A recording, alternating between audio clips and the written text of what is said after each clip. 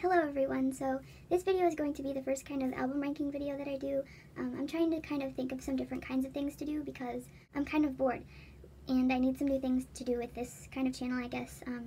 Just some kind of different things that aren't just my haul videos and my like top 10 of the month type things. I just kind of want to try out some different things because I'm bored and have nothing to do, so why not talk about the things that I like.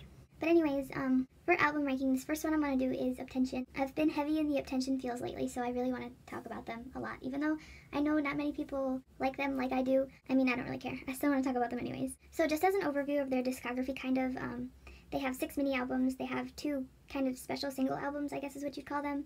They have 1 full-length album and 3 Japanese singles.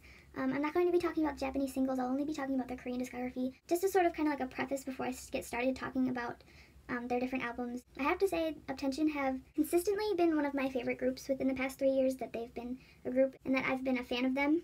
And their music has never really let me down. There's been times when I've initially been kind of disappointed by a release, but I've since grown to like those specific releases that I've had any sort of problem with. But at this point, I just kind of think that their discography is 100% perfect, like close to perfect. I really do love all of their albums and everything that they've released for the most part. So I have to say that ranking their albums was a bit hard for me, but I did it. Despite me loving everything, I do kind of have some standout favorites or things like that. I don't know. But yeah, I'll just kind of get started now. I feel like this is going to be a long video.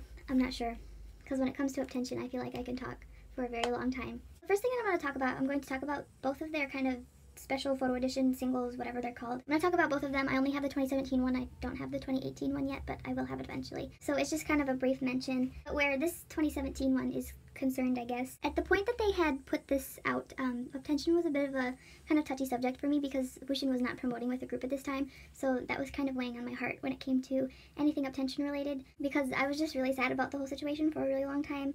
I guess that being said, I did really enjoy the song. I like both of the songs on this release. I think Going Crazy is kind of a concept I would expect from Up10tion, but it was, whether it be predictable or not, they did really pull it off well, which they don't really have a problem with pulling off concepts well.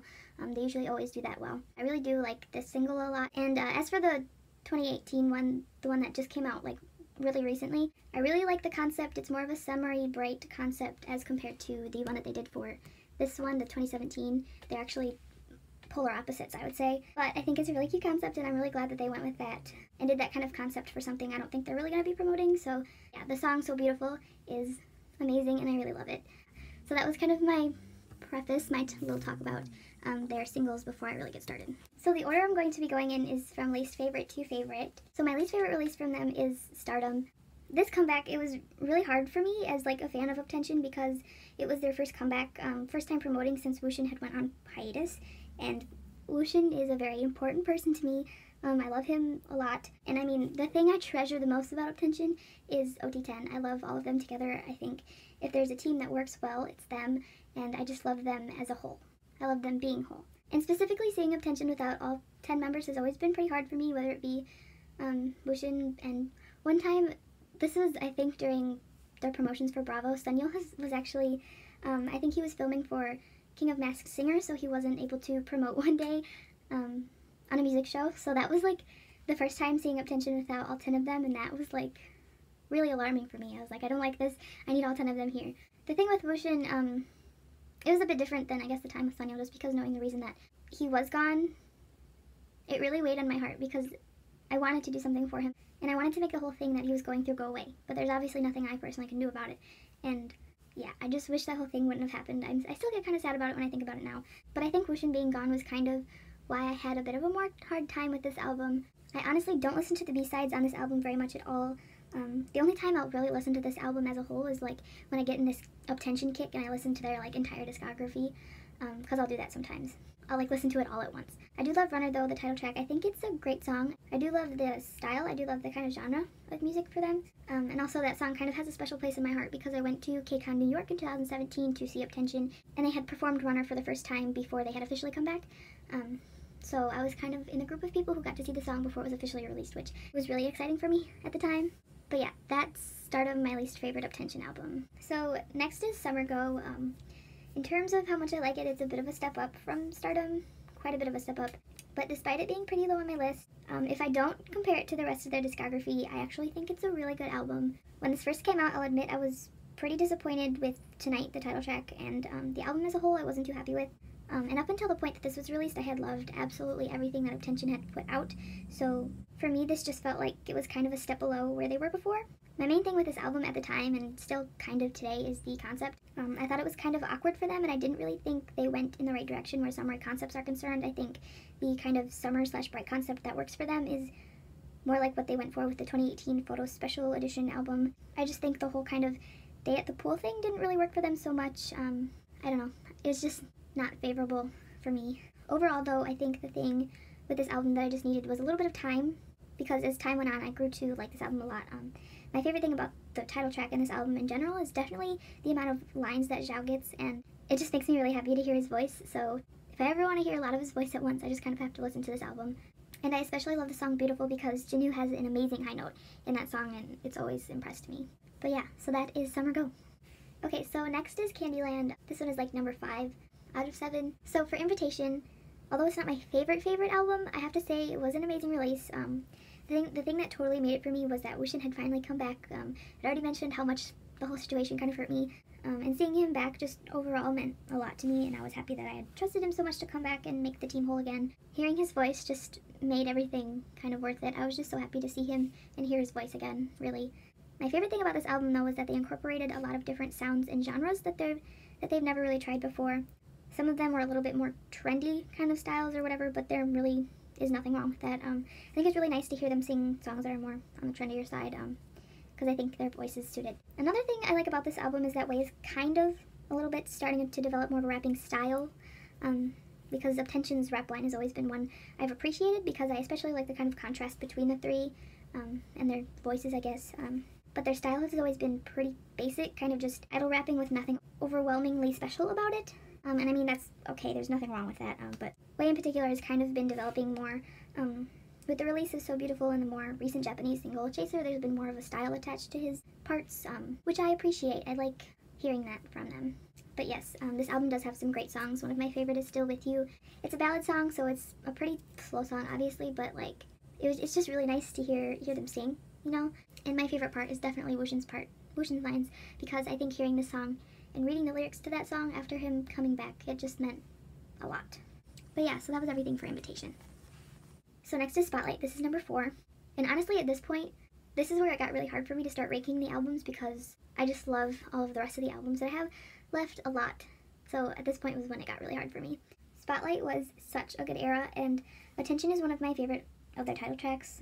The overall style of music on this album is one that I really prefer for them, and the inclusion of like actual ballads on this album is much appreciated, and I love it because they're able to incorporate their rappers into the songs very well, into the ballads, and like the rap parts in like Nothing Happened and I Wish a Miracle don't seem out of place at all, and I just really love that. My favorite song is definitely Yes or No, and it has been since the album came out, specifically because I love Hwani's voice in this song, and I also absolutely love Zhao's part, because I remember when I first heard it, I was just really emotional about him getting that part, and I just love his voice. I was just so happy and excited that I got to hear him sing that part in the song. But yeah, so that was Spotlight. So next is Top Secret, their debut, and honestly, I have a lot of nostalgic feelings towards this album. Just So Dangerous was a really compelling debut for me, and I think it established their sound and what they were kind of going for pretty well.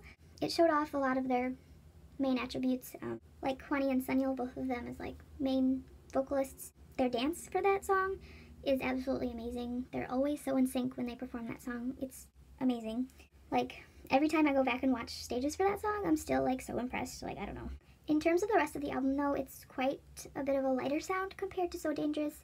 It's pretty refreshing to me, and while it's quite a bit different, I think it's good to kind of try out different styles, especially on a debut album, so that we can kind of see where they stand with diversity and things like that. So I love going back and listening to this album because I just get a lot of happy feelings from around the time when I first started getting into Up10tion.